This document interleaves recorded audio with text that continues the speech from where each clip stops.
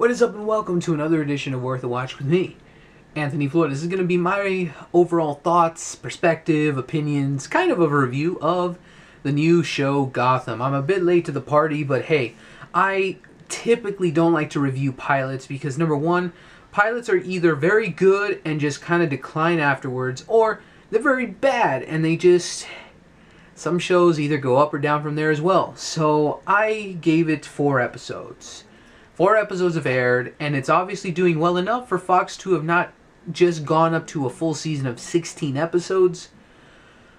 Reading here, 22 episodes. So it's doing pretty damn well for Fox and wanting this show to go even longer of a season.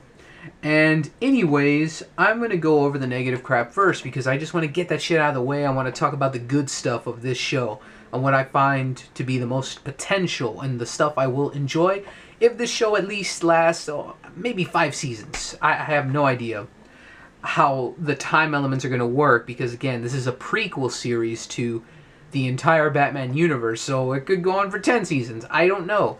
I don't know how time jumps will work in the future or not, if there are any, but the only things I do not enjoy, since this is a prequel series, the lackluster villains so far. It's just hitmen or weird vigilante people. People were bitching about an episode recently, the 3rd episode I believe, that has a guy called the Balloon Man Killer.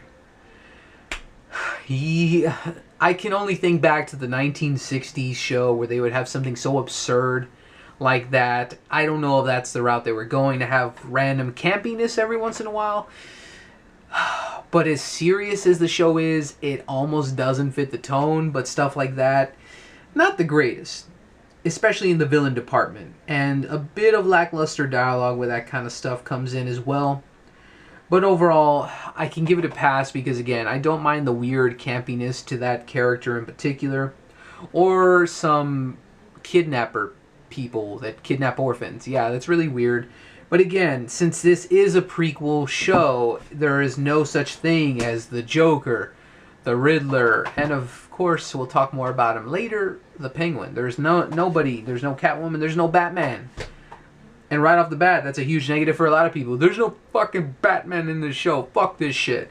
And I guess that's the only other negative I would say too is, yeah, there is no Batman. There's just a tiny little 12-year-old grieving Bruce Wayne. And that is basically the biggest tease when they go back to show him and Alfred. And it's just the biggest tease to a lot of people. And myself, I feel it a little bit. I'm just like, be Batman already.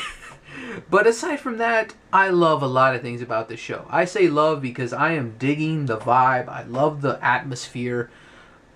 I like a good amount of the characters so far. Right off the bat, looking at my notes, there's actually quite a bit of good here. Potential is more of the word many people are saying, but I say good. I really do find a lot of good things that I very much love about the show.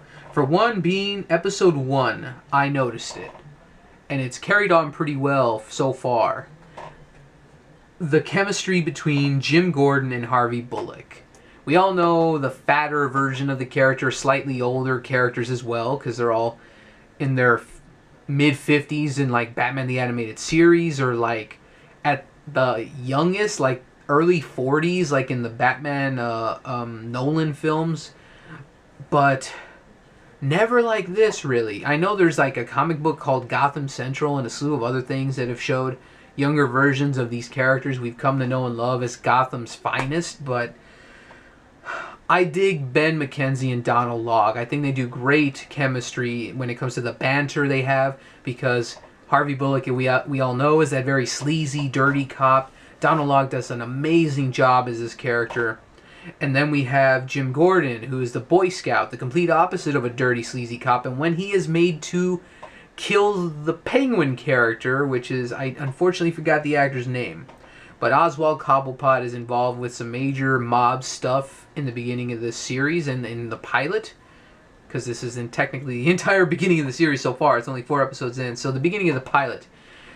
I will not spoil as to why, but Jim Gordon is put up to the task by mobsters to say, you kill this man because he snitched, or you're dead. And You see it in the trailers.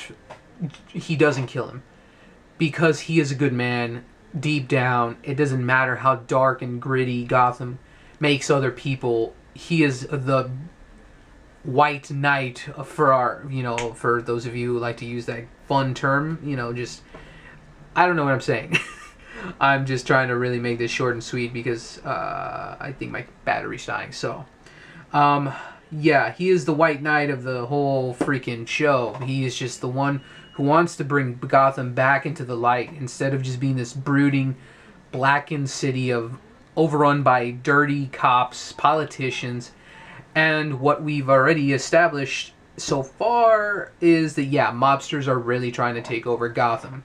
And the characters of Falcone and Maroni, I think, played by David Zayas from Dexter. That's pretty cool. I very much enjoy that guy as an actor. But going on to other stuff I really enjoy, is the child actors that play Bruce Wayne and Selina Kyle. They do great work. The chilling moment where the parents of Bruce Wayne die gave me chills. I've seen that scene 100 times over within all the other forms of Batman media, but it's been a while. And where I've just like, got shivers down my spine. It was very haunting. The actor, man, holy shit, he did a great job with that scene. And the Alfred character as well. The actor, I unfortunately don't know his name. I don't know a lot of people's names in this show this time around.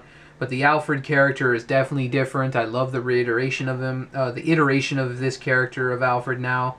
He's kind of a douche. He's just a very pompous, not pompous, but he's just a very strict a-hole type character. But he's also very loving at the same time. He respects Bruce Wayne as well as loves him. And you see that. So that's pretty fucking fantastic right there when it came to that chemistry of Bruce Wayne and Alfred. And Jada Pinkett Smith has not been relevant to me since The Nutty Professor. And that's just to me. But here, she is like channeling Eartha Kitt, man. And not in the campy way, but the very seductive, kind of like, she's gonna fuck you over if you mess with her kind of way. But at the same time, she has that voice she makes for this role. And she is a mobster named Fish Mooney. I don't know why she's called Fish Mooney. That's not the most amazing name in the world, but whatever. She is the only made-up character, if I'm not mistaken, for this show in particular. But she steals every scene she's in. She's fucking sexy, and God, like every scene she's in, she steals it for me. And wow. And the Penguin. Again, I don't recall the actor's name, but he's an up-and-comer as well, and just, holy shit, he also makes the Penguin a very different iteration of the character, making him very much that little sniveling little guy, but at the same time, you can see in his eyes, he's going to be a force to be reckoned with one day, and he makes it known. I very much can't wait to see, because that's part of the plot lines going in this show, is showing his rise to prominence as well, becoming the Penguin we all know he will be. And, of course, last but definitely not least, the atmosphere. The atmosphere of Gotham is, like, almost poetic and beautiful when it's dark, grittiness. It's very cinematic. It never feels like a TV show.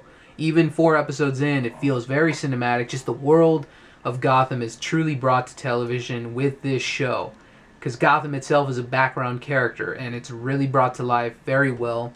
It's very dark and grim, and it's just very much a gray color palette, but still, it's brought to life so well. The cinematographers and directors do a great job so far bringing Gotham to life, and I hope to see more. I really can't wait. I'm very much digging. This is one of my favorite new shows already.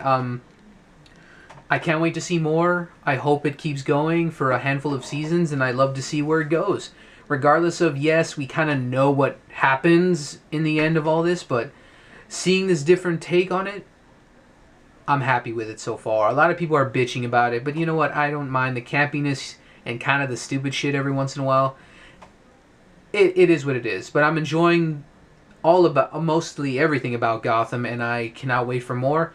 Feel free to comment below on what are your thoughts on the show. Have you even seen the pilot? Feel free to comment below. So, thank you so much for watching. I'm Anthony Flotis with Worth a Watch, and we'll see you next time.